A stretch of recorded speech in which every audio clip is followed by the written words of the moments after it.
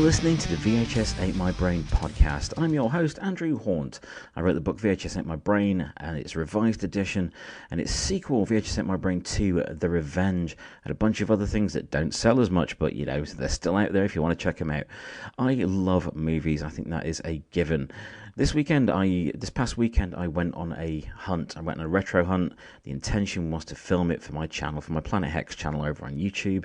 And I went out to Beeston, which is normally a great hunting ground for classic movies, T-shirts, old video games, like merchandise, soundtracks, that sort of thing. I always like to go and have a look around Beeston. There's a lot of charity shops and second-hand stores there, and you can often find some really good stuff in there. This time, I found bugger all. I filmed the entire thing, and now I can't face editing it because there's no ending. There needs to be an ending. And the ending that actually happened in real life was I gave up on the hunt and I went back to town, met up with my friends Andy and Annette, and we went for lunch and a look around vintage clothes stores. I ended up buying a T-shirt. But it wasn't the retro hunt that I wanted to have, so sorry about that. But this week I did... on Planet Hex, I did announce the new VHS Ate My Brain book. Now, this is not a sequel, so it's not a direct sequel to VHS Ate My Brain 2, The Revenge. It's not VHS Ate My Brain 3. I don't think I could do a third volume along the same lines. Maybe in another 10 years when the scene has developed even further, and if I'm still doing these things, you never know. I might be. You never know. I revealed that new book on this week's episode of Planet Hex, and it is VHS Ate My Brain, Heavy Metal Horrors.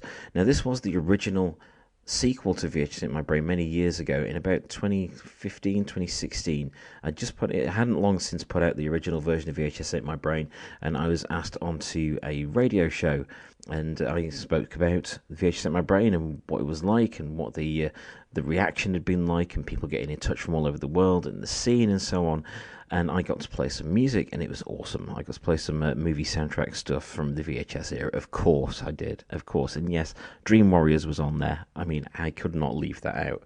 And when I was on that radio show, I announced Heavy Metal Horrors, which would be the original sequel to VHS Ate My Brain, but it never materialized. Other things took over at that time. I ended up with a magazine column.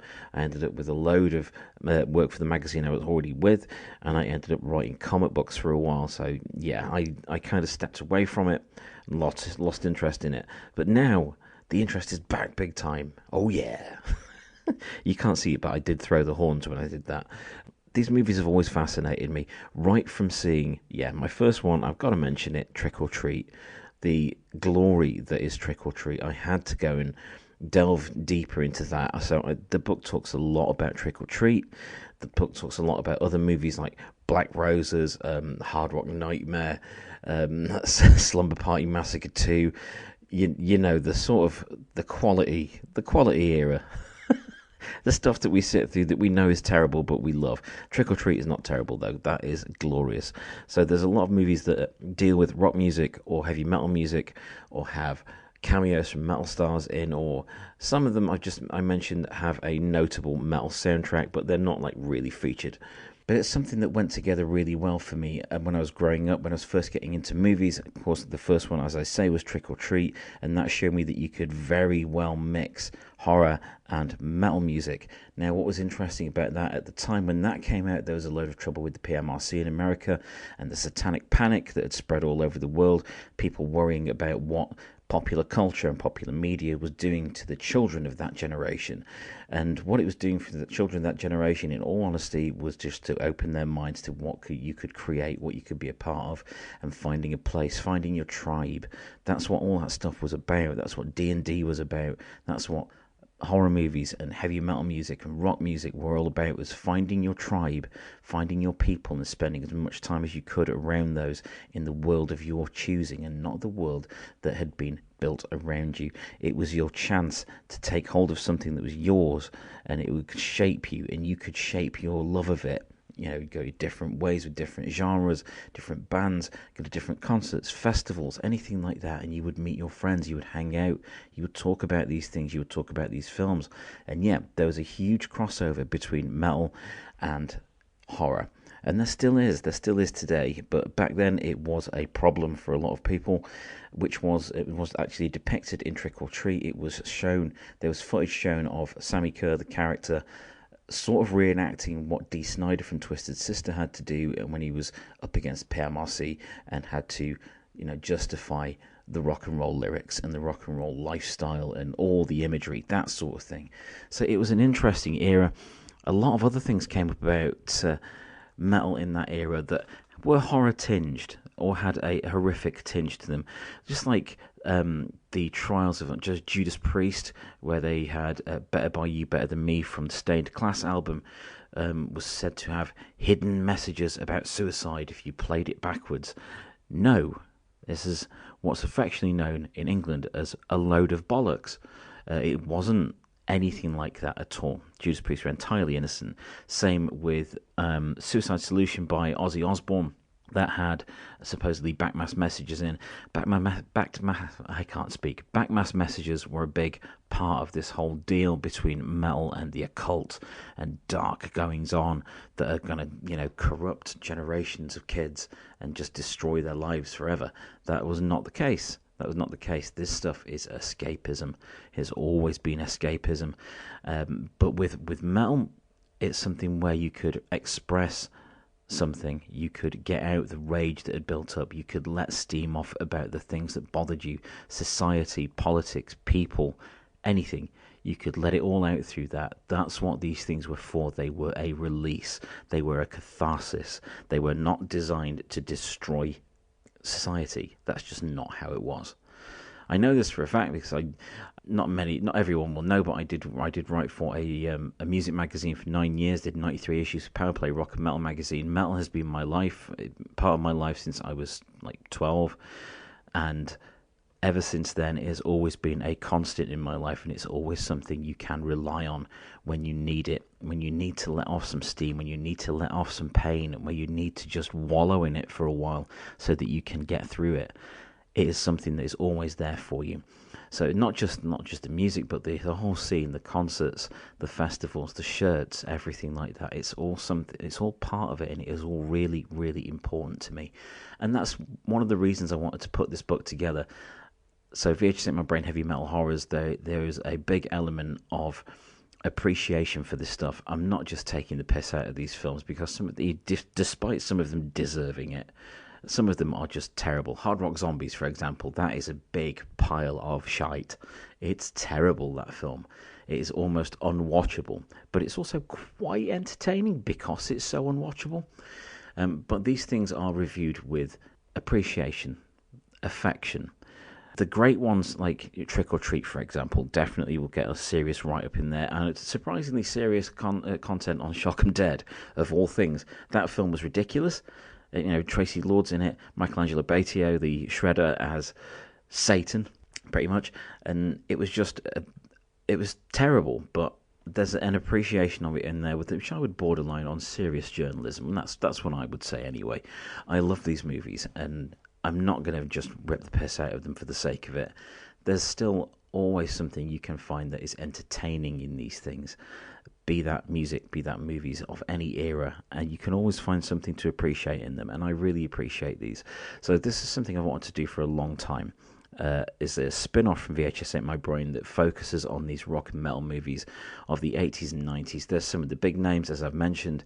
There's some of the shot-on-video stuff. SOV horror is absolutely fascinating to me, and I hope that people will enjoy it as much as they've enjoyed the previous two books. It is not going to be as long as either of VHS Ate My Brain or The Revenge. It's not like a full-on examination of the scene, so maybe like 50 pages shorter or something like that, but it's the first in a series of spin-offs that I'm going to bring you guys on different aspects of the VHS scene and the video rental culture and the films that made it. I think these things need to be captured and preserved. There are other books out there. I know mine was the first. I claim it was the first. I don't know if it was entirely, but I think VHS Ate My Brain was the first book that got together stuff about the VHS collecting scene. But this one, it's an expansion of that. It's an expansion of those things, and there will be more of these with different themes. Some of them will be on specific genre. Some of them will be a bit more generalized. You'll see. But there is several of these coming over the next couple of years. There will also be something else. What is it I could be talking about? I'm looking at where. What can I say? I can't really say anything. There is a visual project that will be created and completed soon that I'm then shopping around for a distributor. So I think that's enough as I can say at the moment. But yes, there's some work going on something pretty cool, VHS Ate My Brain related, in the background that I hope will bring this niche hobby, this niche interest, and my endless fascination with this dead format and the effects it had on society to a wider audience. So I think that would be a good thing, because I want these things to be preserved. They are going to fade away otherwise. If people like me, if people like Gareth Packham on Video Tasties, or VHS Mikey, or Rob's Vintage Video, or any of these guys, if they didn't do this, then these things would indeed fade away, and that would be a terrible shame. It would be such a waste of all that talent and all that effort that went into creating these things, be they high budget, big budget blockbusters, be they SOV movies that were shot in someone's back garden. They need to be preserved because they deserve that. The people that made these things deserve that respect. And this offshoot book, Heavy Metal Horrors, it brings together two of the most important factors in my life: heavy metal music and horror movies on VHS. And how could I not delve into that? For simple reason, putting the book together, I'm still being worked on. It will be out in late September, but putting this book together is proving to be such a deep dive into just pleasure for me. I absolutely love doing this stuff, and I'm really, really grateful to everyone that checks these things out, be it the books, be it this podcast, or be it over on YouTube on Planet Hex. I really appreciate these things. I really appreciate that people do seem to enjoy it, and they tell me, and honestly, thank you so much for the feedback that I get about the books, about the show, and this podcast. I really genuinely appreciate it. It means a lot. I only do this for fun. I don't do this to make a fortune, because if I did, I would not be making content about VHS tapes and video rental stores, for one thing. It comes and goes, interest in it, whether mass media mention what things are worth, or something like Stranger Things comes out and makes the aesthetic big again. But it's always been a big part of my life, and it's something I want to continue showing appreciation for. So yes, my new book, VHS Ate My Brain, Heavy Metal Horrors, will be out in late September. Do keep a lookout for more news updates on that. There'll be more about it on this podcast. There'll be more about it on my Planet Hex channel very soon. Please do keep a lookout for that. I cannot wait to share this nonsense with you. It is glorious nonsense. Let us enjoy the nonsense. So, with all that said, let's go through some of my recent watches this past week or so. I've watched quite an eclectic mix, lots of stream stuff. I've caught up with some more grown-up TV when the kids haven't been around. I've had some movies with the kids who really enjoyed stuff like that. And, we watched Captain America, Brave New World. The kids loved it. I loved it. I don't see what the fuss was about. What I will say is it had some very dodgy CGI in it. I'm not a huge fan of CGI at all. So aside from revisiting many heavy metal themed horror movies for the new book, I've also watched The Naked Cage, 1986 movie from Canon. It's a women in prison movie. It's surprisingly violent. It's really dark, but oh my god, it absolutely drips with the 80s. The version I watched was the Certificate 18 version, not the PG one that had all the rudeness taken out. And it's quite a watch. It's strange because the tone flips from prison drama, prison gang movie, lots of violence, really gritty sort of thing, and then becomes kind of weird neon lit softcore. So watch it at your own peril. I do recommend that you see it if you have a penchant for 80s movies. It was an 80s movie that I had not seen all the way through, and now I have, and I'm glad I did. It was an interesting watch. So yeah, really good cast in it as well. The cast that play the prisoners are really compelling and quite a solid watch. A recent one I watched this past week, I did mention on Planet Hex, was Fear Street Prom Queen. So if you want to see my what I say about that, please do check that out on the Planet Hex YouTube channel. But in brief, I liked it. It was a standard slasher. People complained it was a standard slasher, but what do you want from something that is intentionally a retro piece? it's intentionally made to be old school. It's supposed to be kind of 90s style, set in 1988. They did it really well, and it has that feel of a late 80s slasher, and people complained about it. Although I can see some of the complaints are justified, as it does nick things blatantly from movies before and after the era it is set in. But it's worth a watch if you love your 80s slashers and you've run out of ones to watch. Do give it a go. Fear Street, Prom Queen, and that is on Netflix. I do recommend that entirely. I also watched. I've been going through things like Foursome and Plex and Tubi and things again. I like to delve into these things and find weird shit, and I found so much weird stuff lately. Not all of it I've got through, but some of it I have. I found The Terror Within from 1989, which is, I believe it was Roger Corman produced movie, and it's an alien ripoff essentially, but set in a facility, like an underground scientific facility. So there's that claustrophobic feeling of people being hunted down by this alien creature. So it's sort of, there's alien elements, there's predator elements. It's cheap and nasty, but it's fun, and the creature design in it is solid. It's a really decent looking suit, and like when you see the claws and stuff on the suit, they don't bend like some of the rubber outfits can do in these things. But that was entirely fun as well.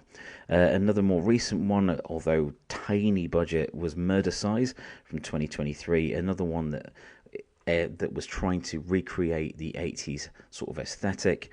So it's bringing back things like, damn it, I can't remember the name of the movie, but it was an aerobics slasher in the 80s. I cannot remember for the life of me what it was called now.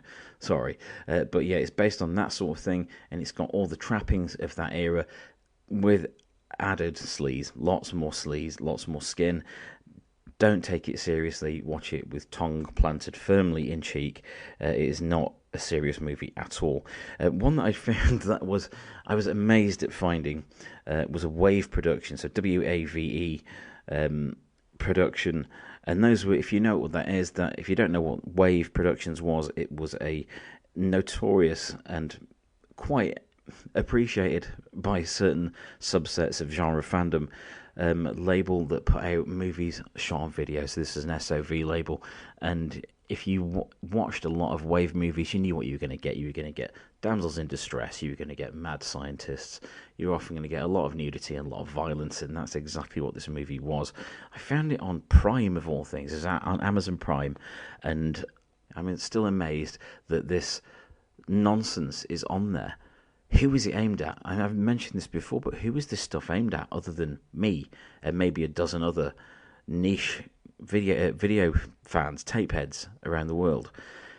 But I am not complaining. I'm delighted these things are on there, but I do have to wonder what the average moviegoer, the average film fan thinks when they find this stuff and think, what the hell is this nonsense? So, Female Mercenaries on Zombie Island from 1995, shot on SVHS, and by God, can you tell? There's not a professional part in it, but for the most part, it's compelling. The people that made it clearly stuck it out and, had passion for making it. So, as I said earlier, that has to be respected. You have to go into these things expecting them to not be brilliant, but you will be able to find things that are entertaining in them nonetheless. And that's certainly the case with Female Mercenaries on Zombie Island. I've watched a bunch of other stuff, but I will, once I've finished some more of these things, I will tell you. But it's been an entertaining sort of week with that. Me and the kids have watched several things that have been more kid-friendly, more safer for them to have on. But I'm trying to educate them a little bit in their viewing, just to make sure they know that the 80s and 90s happened and were brilliant. Oh, a couple of other things I've been delving into and revisiting has been a book and a documentary. The documentary was What We Leave Behind on Star Trek Deep Space Nine. Now, I do have very fond memories of Deep Space Nine. How is that related to VHS? I used to get the tapes. With 2 episodes on each one, and I loved them every time. It was really exciting to get a new one. What's going to happen next? We didn't have Sky and things like that at the time, so it was hard to see these things if you didn't have those channels. But it's a really good documentary. If you are into Star Trek at all, it has been posted on YouTube.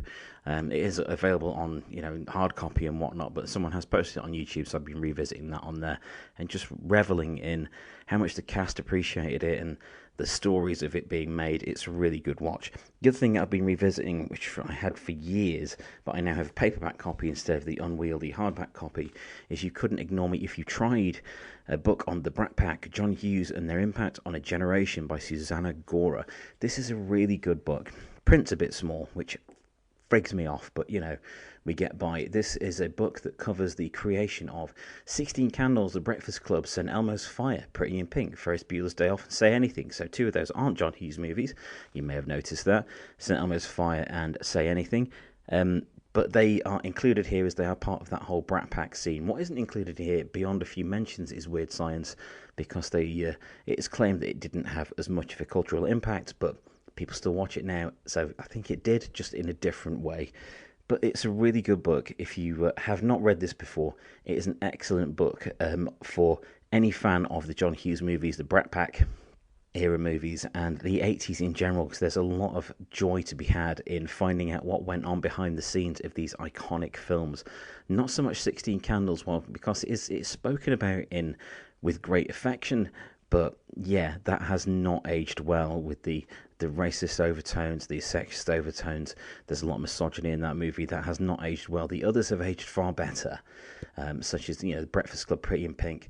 But this does not cover one of my favourites, though. It doesn't really cover in any great detail Some Kind of Wonderful. The reaction movie that John Hughes did to make up for the bad ending of Pretty in Pink. That's what it always felt like anyway. But do check those out as well. Anyway, so yes, this has been an entirely odd week, life-wise, but the viewing has kept it going. There's been good music, there's been good movies, there's been bad movies, and they make me happy, so why not? And long may it continue. So this has been this episode of VHS Ate My Brain, the podcast. So please do look out for more news forthcoming on VHS Ate My Brain Heavy Metal Horrors, the third in the series of VHS Ate My Brain books. Or is it sort of the fourth? Sort of the fourth, isn't it? It's like 3.5 because of the revised edition. The revised edition doubled the length of the original book, but yeah, it's probably the fourth. Well, I'll just say the latest entry in the VHS Ate My Brain series. That will be VHS Ate My Brain Heavy Metal Horrors. Please do get in touch if here on any form of social media or by commenting on YouTube videos or anything like that. If there are any films you can think of that you'd like me to cover in one of these VHS Ate My Brain books, these spin-off books, or on Planet Hex, or here on the podcast, it's all good. I love hearing from you guys. It's nice to know that you're all out there appreciating this nonsense the same way I do, and not just dismissing it as cheap crap. Because yeah, it may be cheap, and a lot of these things that we watch may be crap, but they were entertaining. And if they manage to entertain you, then they've done their job really, really well indeed. I'm Andrew Horn. Thank you for listening to this episode of VHS Ate My Brain.